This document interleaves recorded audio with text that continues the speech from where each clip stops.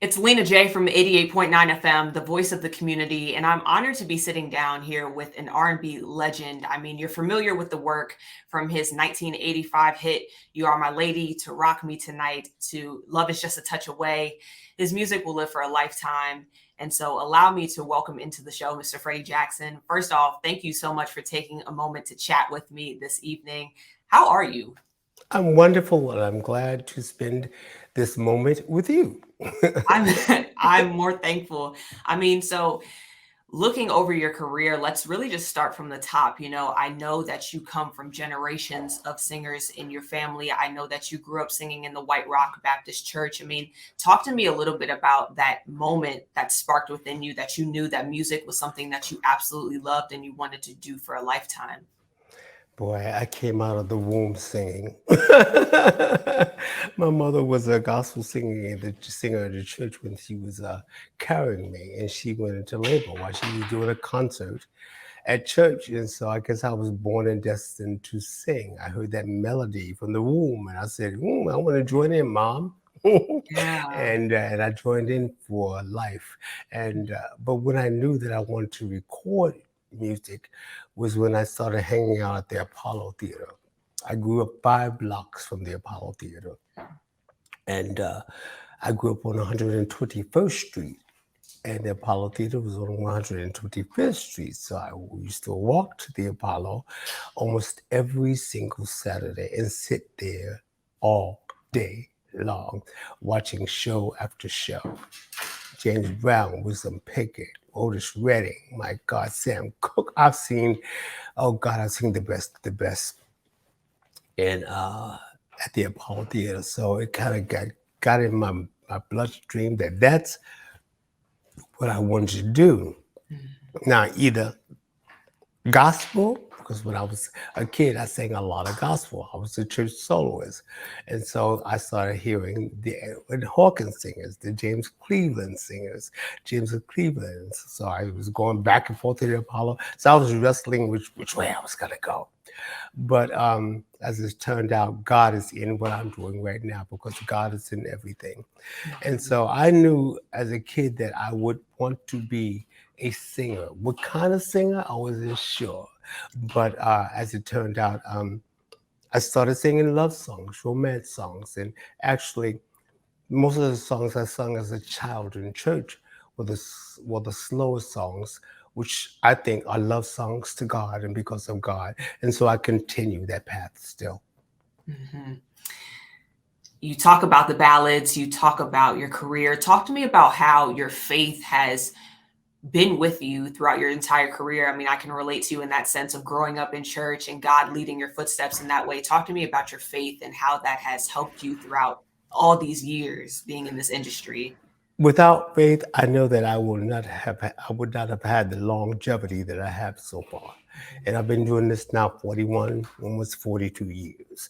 And people come and they go, and I'm still here through the ups and the downs, no matter how big or how low people may think it is. But I'm blessed because I've seen and I'm still about to see even the greater works of God work for me. And so I'm just grateful that I'm able to still be doing what I do. And the only way that I can do this is to continue to let my faith look up to God and to thank Him for where He's brought me and where I am right now in my life. Without the faith and without the hope, that I could not do this. Mhm. I know back in the day, is it correct that you worked as a word processor before you really embarked on singing background and then recording your first solo project or your solo hit? Why are you telling all my business? I had to do my research. You did your research and I'm sick of you. Hmm. No, but it's the truth. We all come Yeah. from some place, right? Don't we? I come from Harlem, New York City. I came from the streets, and I went to junior high school. I went to public schools. I did all of that stuff, and yes, I had. My mother was like, "You either go to college, or you go get a job, or you just go get out." Mhm. In that form. Okay. Right. So I got a job as a word processor. I took clerical courses while I was in high school. I took stenography. I know how to write in Greg, penmanship, shorthand. I learned how to do that Mhm. as well. I write some of my songs in shorthand. Mhm. Yeah, one of my musicians over looking at me, yeah, you look like you write shorthand. They've seen some of my notes, but but yeah, I was a word processor. I was very good. I'm typing 100 words per minute, so I kept Mm. the job. Yeah, I kept the Mhm. job. That wasn't the problem until Mr. Paul Lawrence, who wrote "Rock Me Tonight," called me about my job and said, "You need to get up from behind that machine and go get a microphone and start singing and doing this professionally." And I went and found a club to perform in, and ironically, the club's name is Freddie's. It was on the east side of New York City. And I had just seen a good friend of mine who's in a big show called Sophisticated Ladies. Priscilla Baskerville is her name. And I went to the club to see her. And so I went back to the club to say, I'm a singer. I like to do a showcase. And so they gave me 2 dates. And I invited Miss Melba Moore to come and hear me sing. And she just started her production company. She went crazy. And after that, I signed a production deal with Hush Productions, Melba's company, and they searched out a deal for me, and that was with Capitol Records. And that's how this da-da-da-da-da, that's how it started. And we're so grateful for it. Yes. You talk about, wanting your music to be a reason why people will remember the true passion of love. Hmm. What does creating music do for you personally? When It's you get in that studio, how do you feel? What comes over you? Why do you do it? it begins before then. Like when I'm sitting like this new album I wrote all of the songs. It begins sometimes when I'm just at home in a corner somewhere. The passion of music just lives in me. It really does live with me. Sometimes it's hard for me to even cut it off. I wake up singing a melody. Wake up humming a tune with a thought of a run. I just live it. I really do live it. And when I'm not doing it, I'm not at my best because it's just embedded in my soul and my heart. Mhm. And so music is one of the things to this day. Yeah, I don't think if I had it, I would be as whole as I am right now because it fills me up with so much joy. Um, and I hope that when I do it, that's what people hear when I sing certain songs or when I sing period period that people hear the compassion of love coming through me, and I hope that it reaches them. Mhm. You talk about what you want your audience to take away. Can I ask you really quick, what is that one song that when I go to perform, they want this song? That's number one. God, I don't mean to sound cocky, but there's so many of them. Hey, listen, talk your stuff. I'm fortunate to be able to say that, Right, because sometimes I'm on stage, I'm like, and next, but I'm like, but I like this one too. But I right. don't want to keep patting myself on the back, but I'm just happy with the catalog of music that I have. One of my favorite songs, I just think I have two. One is like poetry, All I Ever Ask, that I performed with Naji. A beautiful love song. It's like poetry to me. And another one that's like poetry to me is Have you ever loved somebody? Can you learn to love somebody the way somebody loves you? And then when I really reach into my soul, You My Lady just balances me out all the time because it touches so many different areas and points in my life with beautiful women and beautiful people that have touched my life. And I like to share that message that because of that, you are my lady. Mhm. And one guy said to me, Freddie Jackson, that song is like a religion. And I didn't even think of it like that. But I'm grateful that God gave me that song to deliver to other people.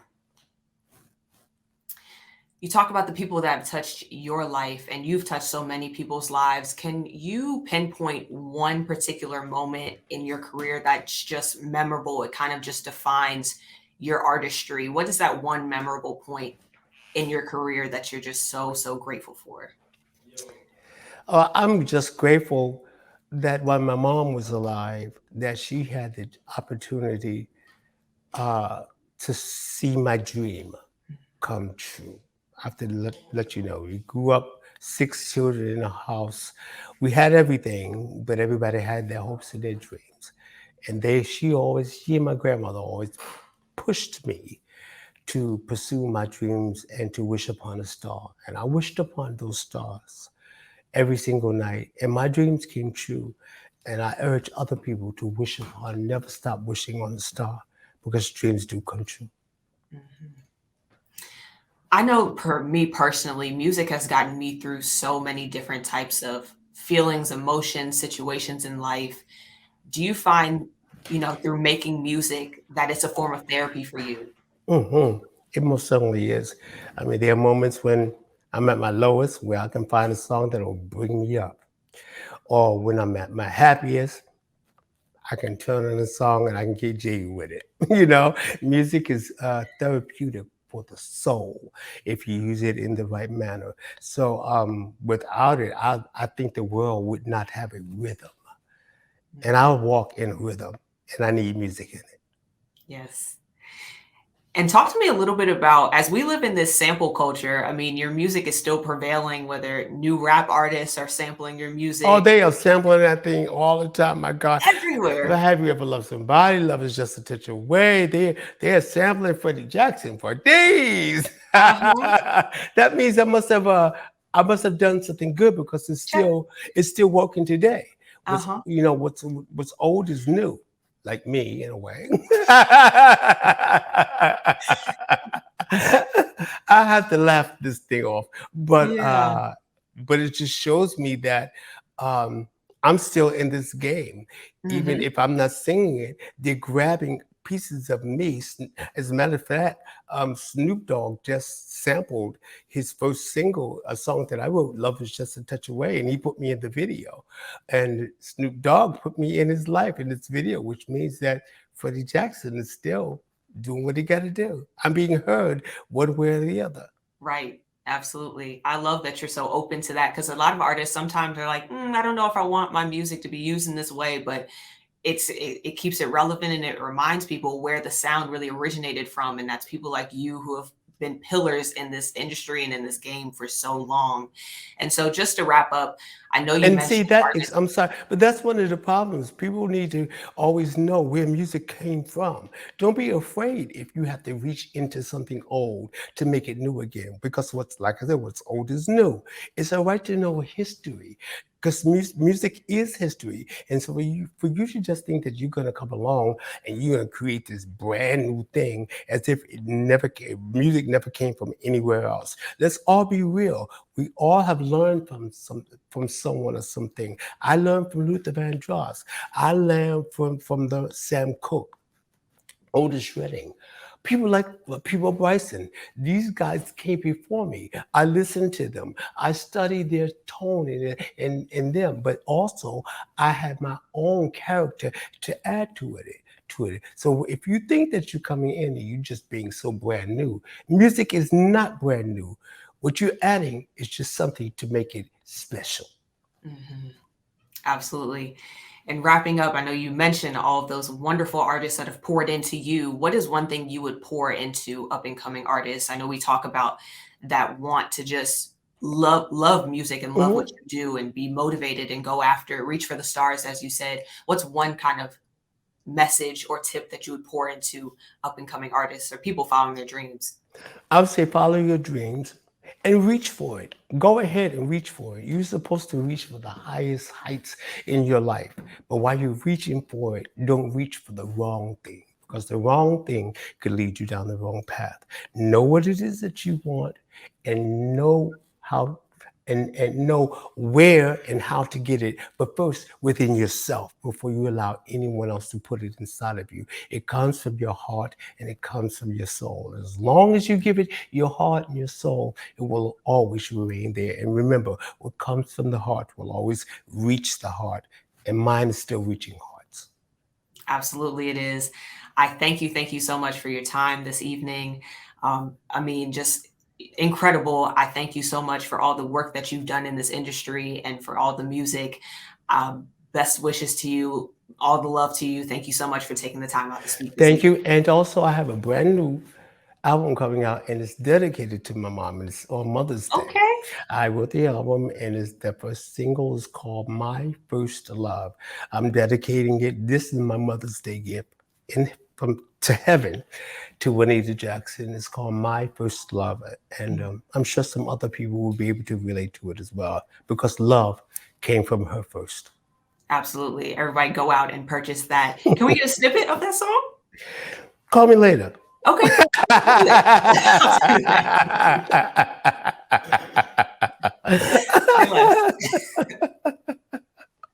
Yeah, we'll slide you through something. I'll make sure my people will get in touch with your Get to people. our people and we You go. get your, you know how we do in show business. Right.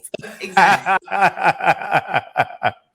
You're a sweetheart. Thank you so Thank much. you so much. God bless you. Take care. You too.